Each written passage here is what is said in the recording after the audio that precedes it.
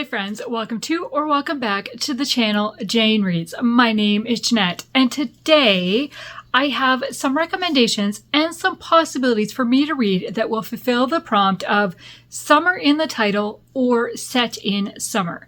This is the one of the June prompts for my Christian fiction bingo for 2026. So I have two prompts for the month of June. One is the set in summer or summer in the title, and this prompt was provided by Lucy at the Lucy Chronicles. Her birthday month is June, so she provided this prompt.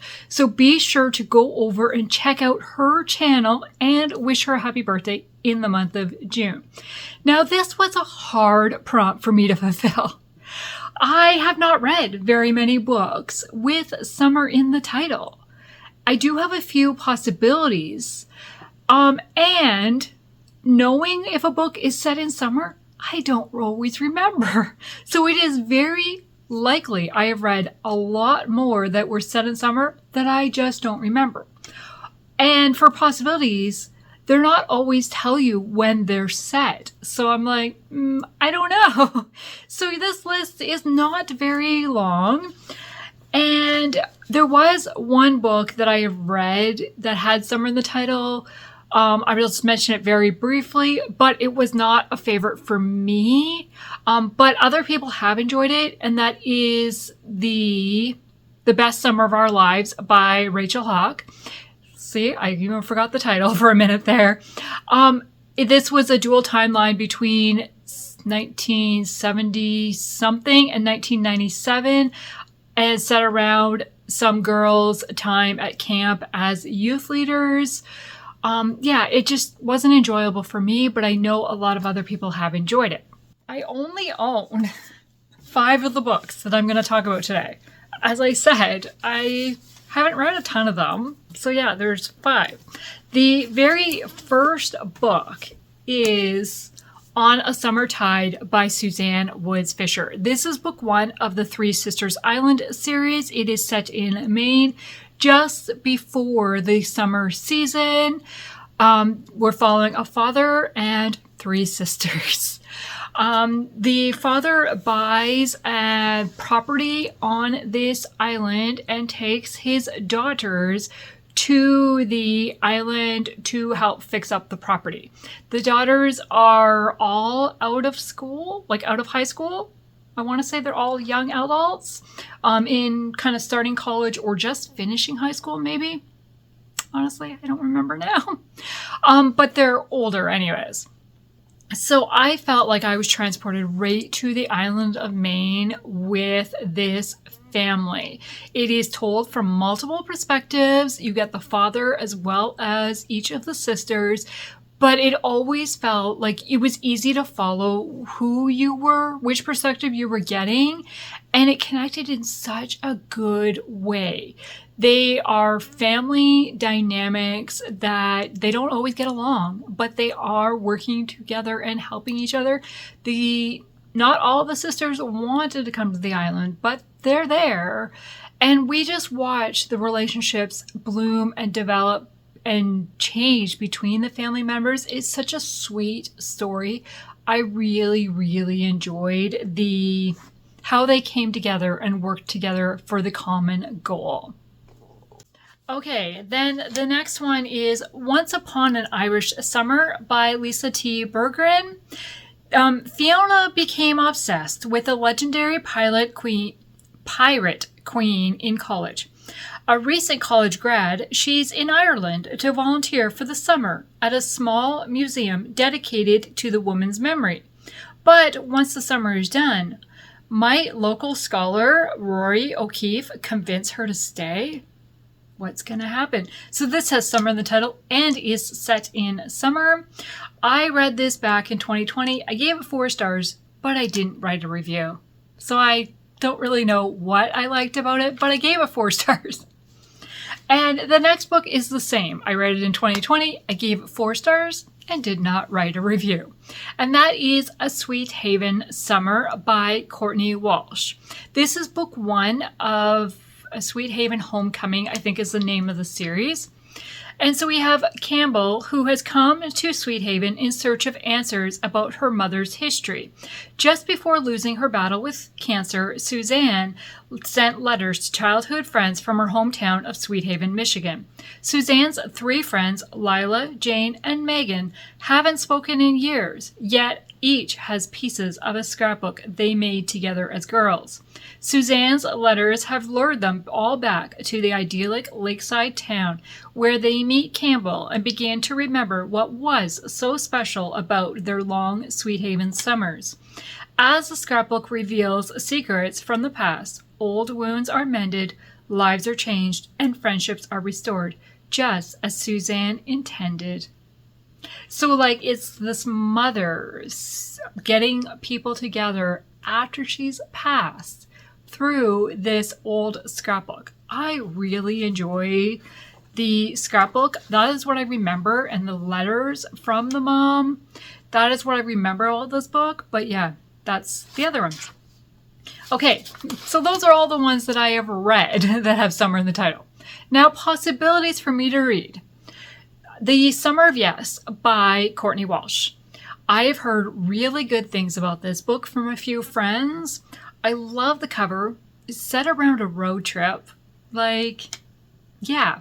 And I want to read Courtney Walsh to zero, so this is very high on my possibility list.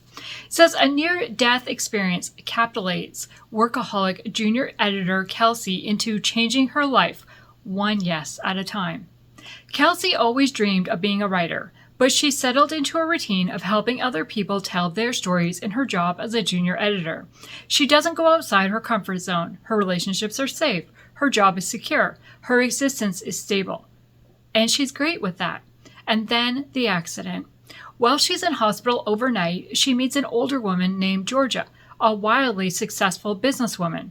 Georgina sacrificed everything to become the woman she is today. But now, with a pair of failing kidneys and only a handful of months left to live, Georgina is forced to come face to face with her regrets. Kelsey is forced to reckon with her own list of things I'll do someday, and she starts to ask, what if I said yes to all the things I normally say no to? And the yes plan is born. Sounds really intriguing, and stepping out of her comfort zone? Yeah, I probably should do that sometimes. Okay, the next one is The Summer of You and Me by Denise Hunter. Maggie is finally ready to love again until the past shows up in the form of someone who may or may not be the late husband she thought she'd lost. What? Yeah, so I'm intrigued. Then we've got Second Chance Summer by Irene Hannon. Irene Hannon is another author I'm trying to read to zero, so this is another high possibility. And it says, neither is looking for love, but what if it comes calling when they least expect it? When Rachel and Jack meet on a sunny Georgia barrier island, it seems like the perfect start to a romance. There's just one problem. Neither is the least bit interested in falling in love. They're simply looking for peace and time to work through their losses. But Rachel's Aunt Eleanor and Jack's Graham have a few surprises in store for these two wounded souls, and as they enlist their help restoring a vacation cottage for one of Graham's charities, might these endearing matchmakers pave the way for Rachel and Jack to discover the charms of Golden Isle and each other? And the last possibility is Summerlin Groves by Elizabeth Camden. So this is Elizabeth Camden's first contemporary romance novel. I really enjoyed her historical, so trying to contemporary.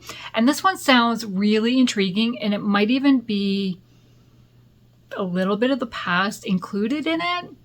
Jenny is struggling to save her dying orange grove when a baffling mystery upends her world. A skeleton buried with a priceless treasure has been found on her land, which brings a flood of investigators onto her property to study the decades-old crime.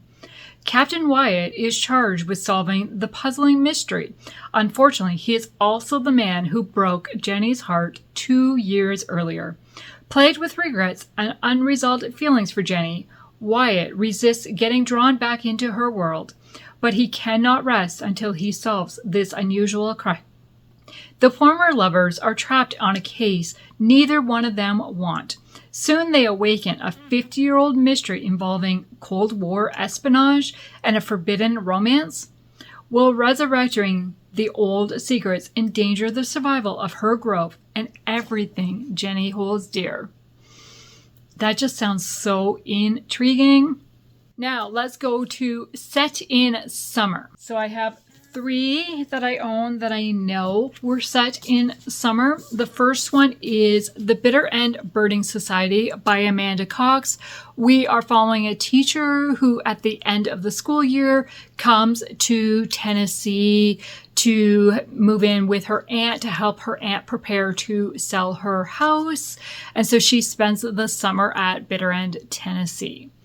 The plan does not go as she expected, and we just kind of follow her through the summer, getting to know people of the community and discovering some family secrets.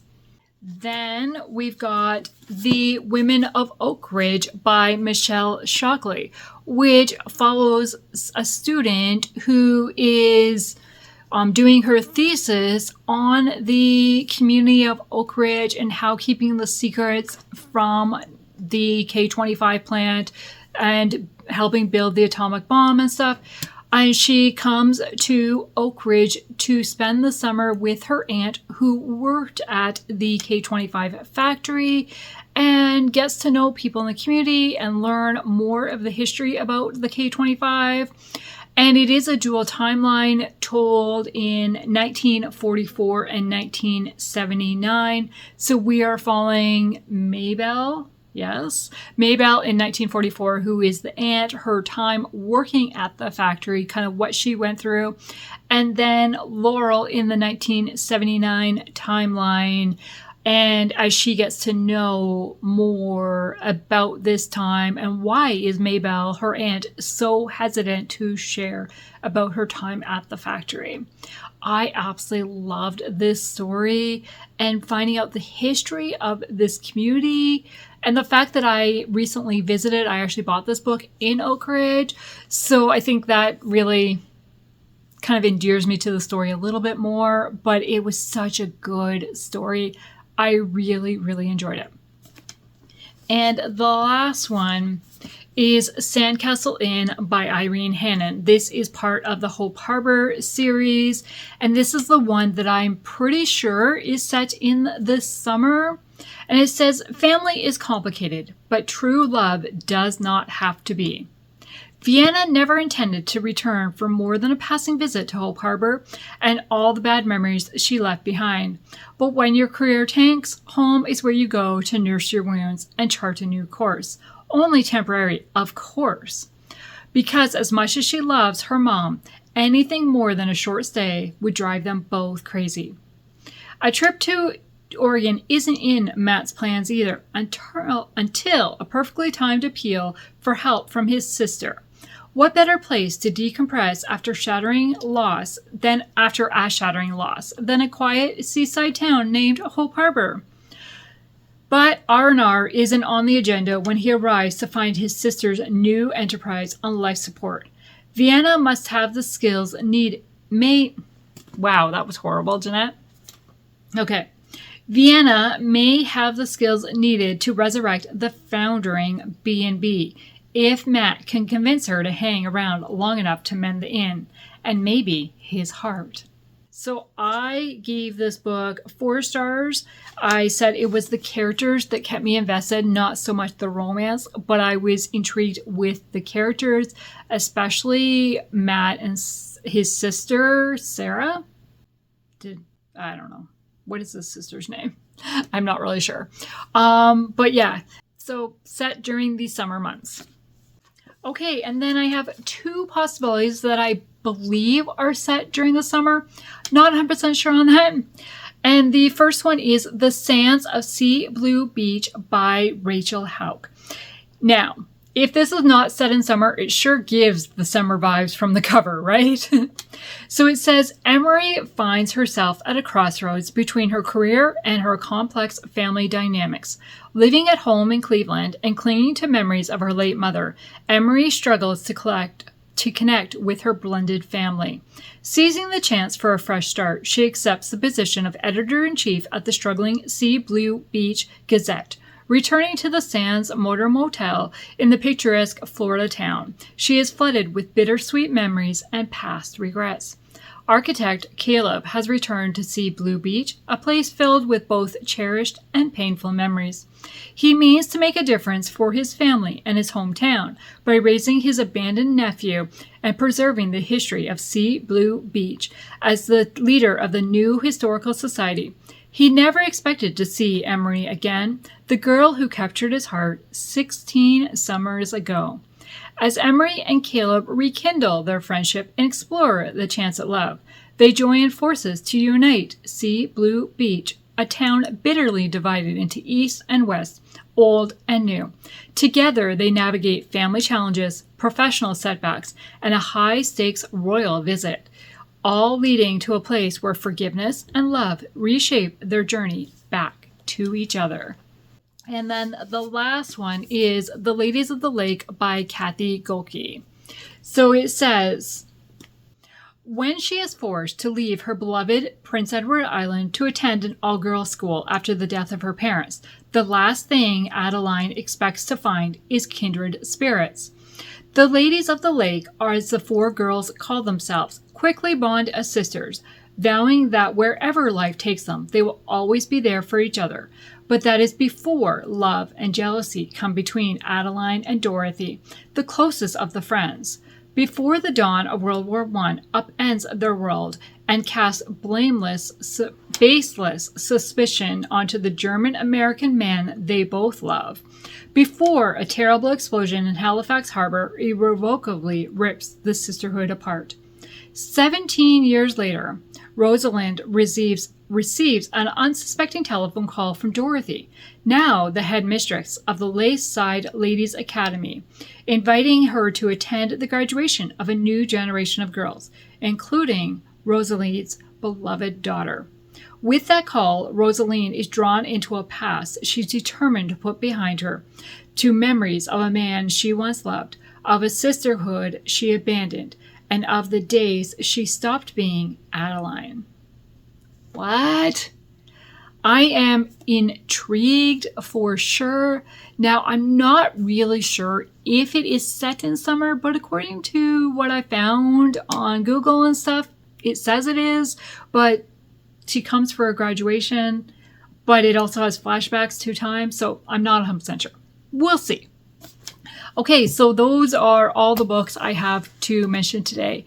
If you have a favorite book that has summer in the title or is set in summer, please leave it in the comments below because apparently I need to check out some more books. Right now, for me personally, The Summer of Yes or the Irene Hannon book, Second Chance Summer, are the 2 highest ones on my list because they're both authors I want to read to zero. But that Elizabeth Camden, Summerlin Groves sounds really good. So we will see what I actually read in June for this prompt. Thank you for taking the time to watch this video today, and I hope you have a great day. Bye.